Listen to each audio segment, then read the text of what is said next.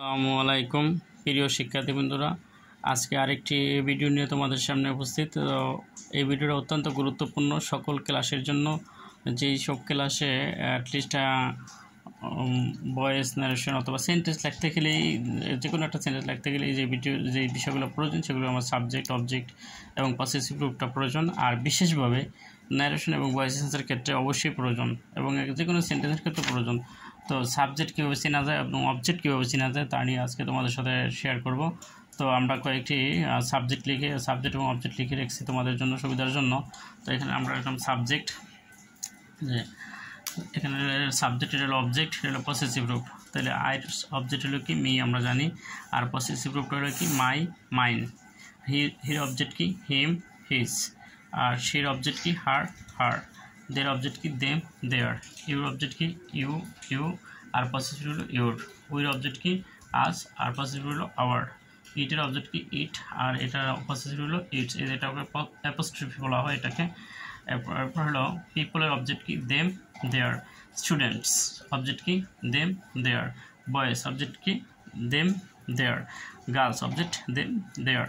Labours object কি them, দেয়ার। বয় হিম, his. এবার হলো গার্ল, হার, হার। এখানে মূলত হলো কি, যে যদি যখন আমরা এখানে ব্যক্তিবাচক যে সাবজেক্টগুলো পড়লাম, তো এইটাও ব্যক্তিবাচক, যেটা যদি প্লুরাল হয় তাহলে সেটার প্রতি দেম হবে।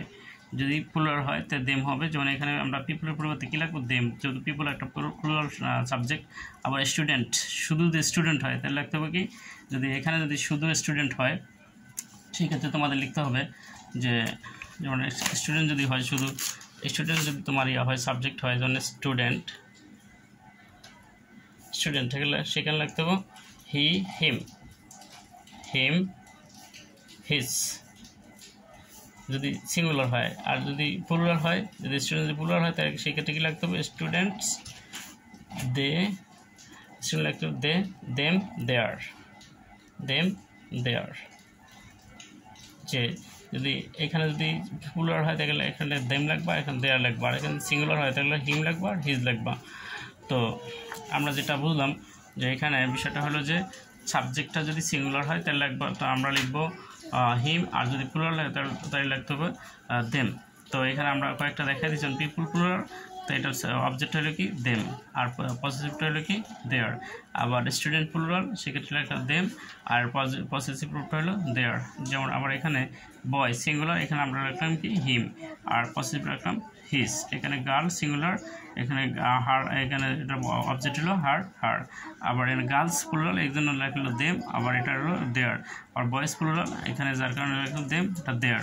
তো এটা হলো তোমাদের যত ন্যারেশন ভয়েস চেঞ্জ করতে গেলে, যেমন সাবজেক্ট অবজেক্ট করতে, অবজেক্টকে সাবজেক্ট করতে, সেই ক্ষেত্রে প্রয়োজন। আবার একটা সেন্টেন্স তৈরি করতে হলে সাবজেক্টটা প্রয়োজন।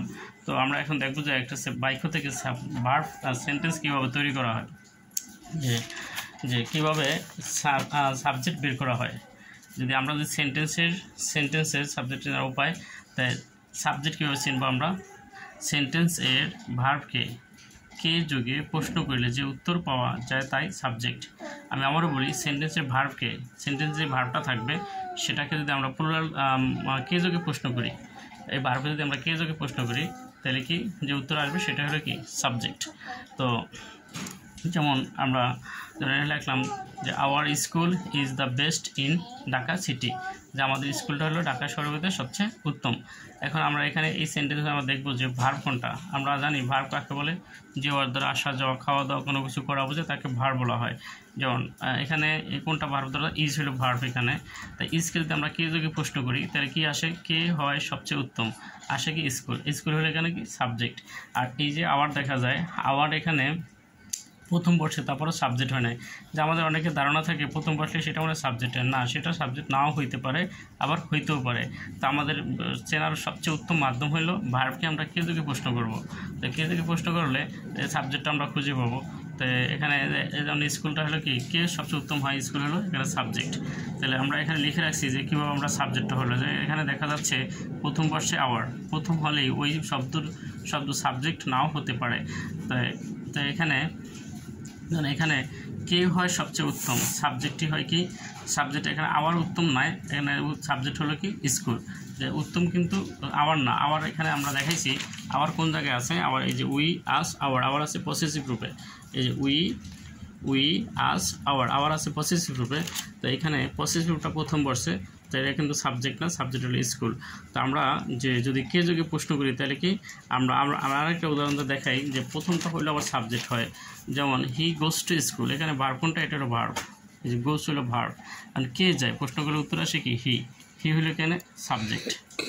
তাহলে এরকম আমরা এটা আমরা সহজে বুঝতে পারি যে হি সাবজেক্টের কাজ করছে এখানে। তো যদি এরকম আরও হয়তো এখানে 2-3টা শব্দ থাকতে পারে, সেক্ষেত্রে আমরা বের করার যে উপায় সেটা হলো ভার্বকে কে যোগে প্রশ্ন করব।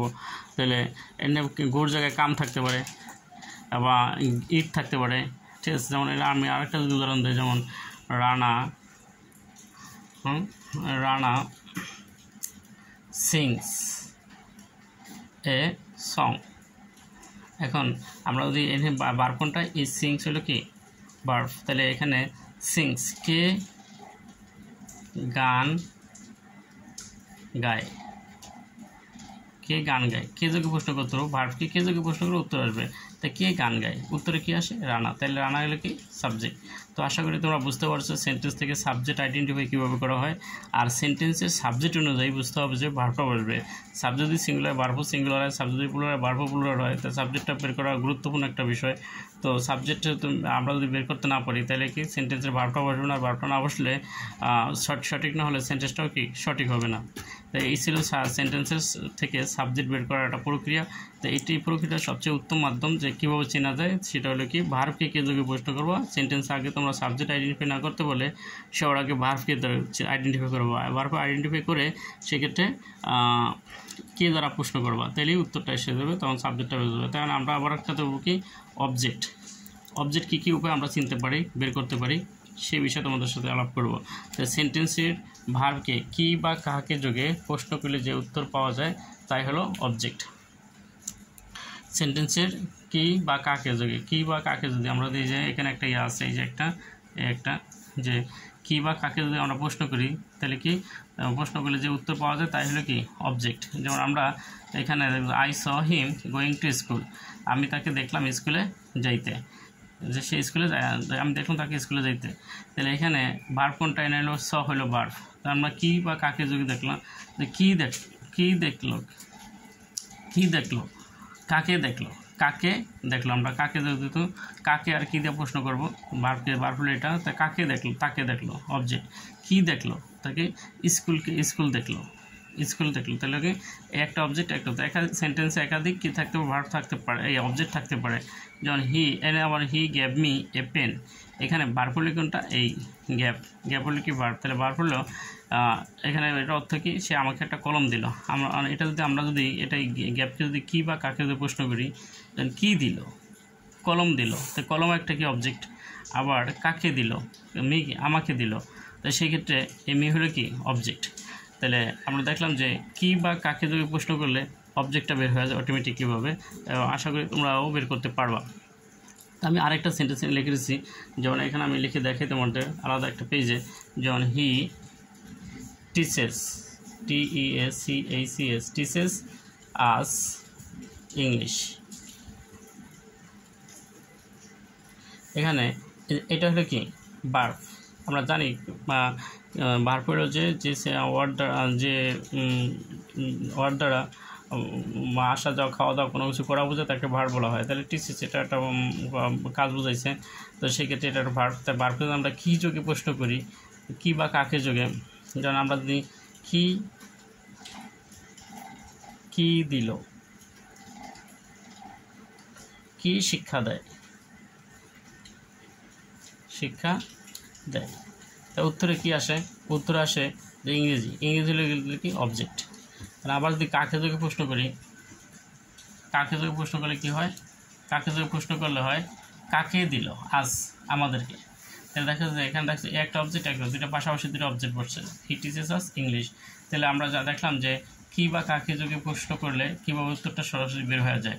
যে আমরা অবশ্যই তোমরা সবাই যে যখন অবজেক্ট বের করতে না পারবা তখন কি ভার্বকে কি যোগে কি অথবা কাকে যোগে প্রশ্ন করবা, তাহলে উত্তর অটোমেটিকলি তোমাদের হাতের কাছে এসে পড়বে এবং তোমরা বুঝতে পারবে এটা সাবজেক্ট, এটা অবজেক্ট, এটা ভার্ব। তো এই ছিল আজকের এই তোমার সাবজেক্ট এবং অবজেক্ট চেনার উপায়। তো আশা করি তোমরা বুঝতে পারছো এবং এটা তোমাদের জন্য অবশ্যই গুরুত্বপূর্ণ। আর আমার এই চ্যানেলে অনেকগুলি ভিডিও রয়েছে তোমার একটি সেন্টেন্স দিয়ে একটি এপ্লিকেশন দেওয়ার 7 ধরনের এপ্লিকেশন লেখা, একটি ডায়লগ দেওয়ার সব ধরনের ডায়লগ লেখা এবং একটি প্যারাগ্রাফ দিয়ে 50টা প্যারাগ্রাফ লেখার মতো, এবং আরও ইংরেজির কতগুলি কীভাবে প্রশ্ন তৈরি করা, প্রশ্নের উত্তর দেওয়া যায়, can, could, may, might, shall, should, will, would, have to, has to, এটিতে কীভাবে প্রশ্ন তৈরি করা হয় তার প্রত্যেকটাই এখানে তোমার এই হচ্ছে আমাদের শিকদার একাডেমি চ্যানেলে রয়েছে। তো আরেকটি আরও রয়েছে তোমার যে গণিতের তোমার যে বোর্ড কোশ্চেনগুলো আছে প্রত্যেকটা অধ্যায়েই এই চ্যানেলে দেওয়া আছে, তোমরা চাইলে সেগুলোও দেখতে পারো এবং গুরুত্বপূর্ণ বিষয়গুলোই রয়েছে, তোমরা এখান থেকে ফায়দা নিতে পারো। আমার এই চ্যানেলটি তোমরা সাবস্ক্রাইব, তোমরা লাইক, কমেন্টস করবা যাতে নতুন নতুন ভিডিও আপলোড করার সাথে সাথে তোমরা পেতে পারো। আজকে এই পর্যন্ত, হয়তো কোনো এক ভিডিও নিয়ে হয়তো বেঁচে থাকলে তোমাদের সাথে আবারও কথা হবে ইনশাল্লাহ। সেই পর্যন্ত আমরা সবাই সুস্থ থাকি, ভালো থাকি, এই প্রত্যাশায় আজকের মতো বিদায় নিচ্ছি। আসসালামু আলাইকুম, সবাই ভালো থাকো।